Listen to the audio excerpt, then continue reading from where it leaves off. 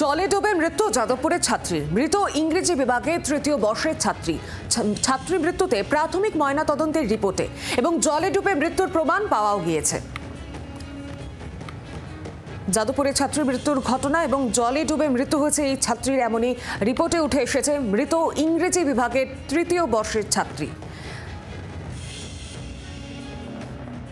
ময়নাতদন্তের প্রাথমিক রিপোর্টে যা পাওয়া গেছে তা খুব একটা উল্লেখযোগ্য নয়। জলে ডুবে মৃত্যু একথা নিশ্চিত, কিন্তু জলে ডুবে মৃত্যুর আগে কি ঘটেছিল এই প্রশ্নের অনেক উত্তর এখনো পর্যন্ত তদন্তকারী অফিসারদের কাছে অধরা। তরুণীকে কেউ ধাক্কা মেরে জলে ফেলে দিয়েছিল কিনা তা এখনো পর্যন্ত বোঝার কোনো উপায় নেই।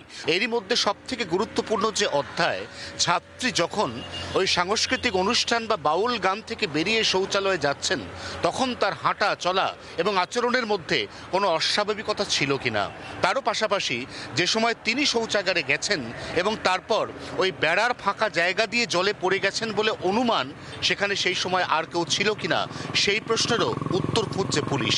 জি 24 ঘন্টার জন্য ক্যামেরায় তরুণের সঙ্গে অয়ন, যাদবপুর বিশ্ববিদ্যালয়, কলকাতা। বাংলার আওয়াজ, বাঙালির আবেগ, জি 24 ঘন্টা।